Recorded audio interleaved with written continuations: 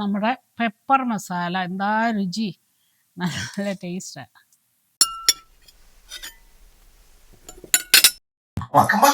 Lord കർത്താവായ യേശു ക്രിസ്തുവിൻ്റെ നാമത്തിലെ glorious കിച്ചണിലേക്ക് എല്ലാ പ്രിയപ്പെട്ടവരെയും സ്വാഗതം ചെയ്യുന്നു.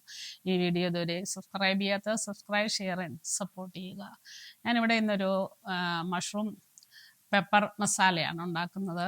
അപ്പോൾ ഇവിടെ ഞാൻ ഉണ്ടാക്കാമെന്ന് വിചാരിച്ചപ്പോൾ ഞാൻ ഓർത്തത് വീഡിയോയിൽ ഇങ്ങോട്ട് ഇടാമെന്ന് വിചാരിച്ചു. അപ്പോൾ അതിൻ്റെ എന്തൊക്കെയാണ് ചെയ്യണമെന്ന് നോക്കാം. ഞാനിവിടെ കുറച്ച് മഷ്റൂം ഇതുപോലെ 4ആയിട്ട് കട്ട് ചെയ്തിട്ടിട്ടുണ്ട്. കുറച്ച് സവാള പൊടിയായിട്ട് അരിഞ്ഞിട്ടുണ്ട്, തക്കാളി ഉണ്ട്, പിന്നെ അതിലേക്കുള്ള മസാല കാശ്മീരി ചില്ലി പൗഡർ, മഞ്ഞൾപ്പൊടി, മല്ലിപ്പൊടി, പിന്നെ അത് ഇച്ചിരി കുരുമുളകും, സോഫ്, പെരിഞ്ചീരകം അതുമാണ്. അപ്പോൾ നമുക്കിത് എങ്ങനെ ഉണ്ടാക്കണമെന്ന് പെട്ടെന്ന് നോക്കാം. ഇവിടെ ഞാനൊരു കടായി അടുപ്പേ വെച്ചു. അതിലേക്ക് നമുക്ക് കുറച്ച് എണ്ണ ഒഴിച്ചു കൊടുക്കാം.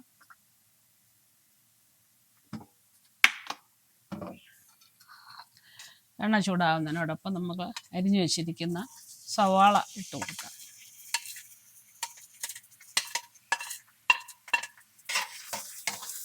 ഇനി ഉള്ളി നന്നായിട്ട് വഴന്ന് വരട്ടെ.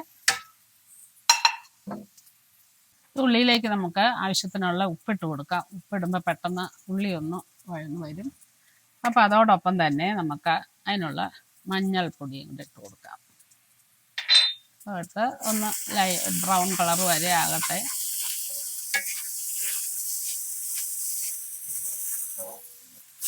ഉള്ളിയൊക്കെ ഒന്ന് വഴന്ന് വരുന്ന സമയം കൊണ്ട് നമ്മുടെ ആത്മീയ ഭക്ഷണമായ ഇന്നത്തെ ദൈവവചനം എന്ത് നിങ്ങളുടെ ഒന്ന് ചിന്തിക്കാം. അപ്പോസ്തല പ്രവൃത്തി 17:24 പ്രകാരം പറയുന്നു, ലോകവും അതിലുള്ളതൊക്കെയും ഉണ്ടാക്കിയ ദൈവം സ്വർഗത്തിനും ഭൂമിക്കും നാഥനാകൊണ്ട് കൈപ്പണിയായ ക്ഷേത്രങ്ങളിൽ വാസം ചെയ്യുന്നില്ല.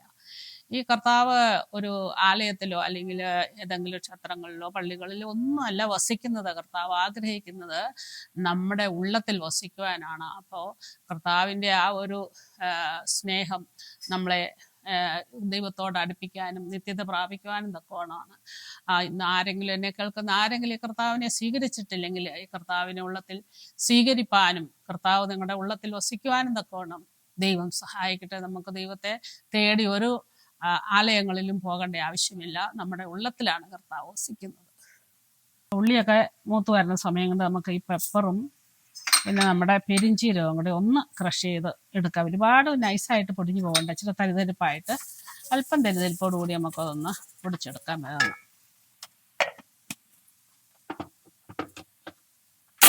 അതുപോലെ തരിതരിപ്പായിട്ട് പൊടിച്ചെടുത്ത് വെച്ചാൽ മതി.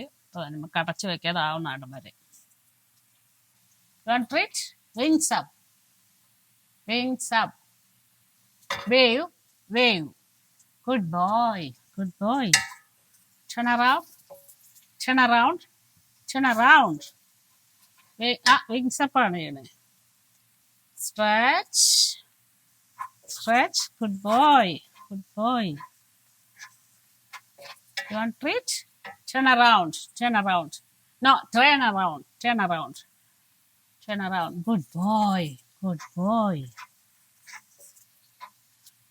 നമ്മുടെ ഉള്ളിയൊക്കെ ഒരുവിധം ഒന്ന് ബ്രൗൺ ആയിട്ടുണ്ട്. അപ്പോൾ നമുക്ക് തീ ഒന്ന് കുറച്ച് വെച്ചിട്ട് നമ്മുടെ മുളക് പൊടി ഇട്ട് കൊടുക്കാം, മല്ലിപ്പൊടി,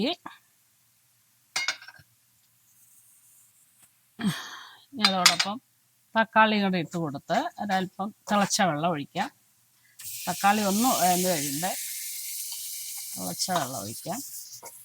ഇനി തീ കൂട്ടി കൊടുത്തിട്ട് തക്കാളി ഒന്ന് വഴന്ന് വരട്ടെ. അപ്പോൾ തക്കാളി ഒന്ന് പകുതി ആയിട്ടുണ്ടെങ്കിൽ നമുക്കതിലേക്ക് തിളച്ച വെള്ളം ഒഴിച്ച് കൊടുത്തൊന്ന് നല്ലതായിട്ട് കുറുകി വരട്ടെ.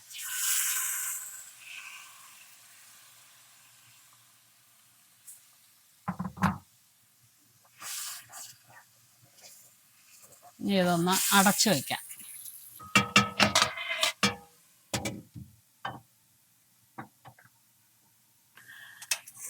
ഇനി നമുക്ക് നമ്മുടെ മഷ്റൂം ഇട്ട് കൊടുക്കാം.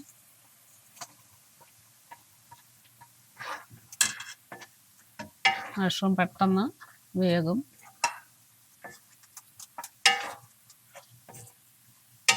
നമ്മുടെ മഷ്റൂം ഒക്കെ വേവായിട്ടുണ്ട്. അതിലേക്ക് നമുക്കൊരല്പം ഗരം മസാല ഇട്ട് കൊടുക്കാം. അതോടൊപ്പം തന്നെ നമ്മൾ പൊടിച്ചു വച്ചിരിക്കുന്ന പെപ്പർ, പെരിഞ്ചീരകം അതും ഇട്ട് കൊടുക്കാം.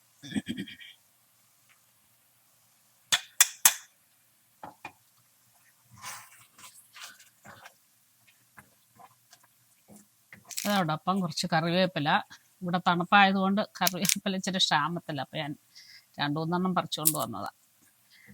ഓക്കെ, ഇപ്പം എല്ലാം പെപ്പറിൻ്റെ രുചി, നല്ല പെപ്പറിൻ്റെ രുചിയുണ്ട്. ഒക്കെ എരിവെല്ലാം പാകത്തിന്. നമ്മൾ ആദ്യം ഇടുമ്പോൾ അധികം എരിവുള്ള മുളക് ഇടരുത്, കാരണം പെപ്പർ നമ്മൾ കൂടുതൽ ഇടുന്നതുകൊണ്ട്. അപ്പം അതനുസരിച്ച് പിന്നെ മഷ്റൂമിനൊക്കെ എളുപ്പം എരിവ് കൂടുന്നതല്ലേ. അപ്പം ഇനി നമുക്കിത് പാത്രത്തിലേക്ക് മാറ്റിയെടുക്കാം. ഇപ്പം നമ്മുടെ പെപ്പർ മസാല ഒക്കെ റെഡിയായി. ഇവിടെ ഭക്ഷണം കഴിക്കാൻ വരുന്നവരാദ്യം എന്നോട് പറയും ഭക്ഷണത്തിന് മഷ്റൂം പെപ്പർ മസാല ഉണ്ടാക്കി കൊടുക്കണമെന്ന്. അപ്പോൾ എല്ലാവരുടെയും ആവശ്യപ്രകാരമാണ് ഇന്നിപ്പോൾ ഇത് ഇട്ടിരിക്കുന്നത്. അപ്പോൾ നിങ്ങൾ ഇതുപോലെ ഉണ്ടാക്കി നോക്കുക. ഇനി വീണ്ടും നമ്മൾ അടുത്ത ആഴ്ച കണ്ടുമുട്ടും വരെയും കർത്താവിൻ്റെ വിസ്താരം അറിയിച്ചിറങ്ങണില്ല നമ്മെ ഏവരെയും കാത്തു സൂക്ഷിക്കട്ടെ എന്ന പ്രാർത്ഥനയോടുകൂടി നന്ദി.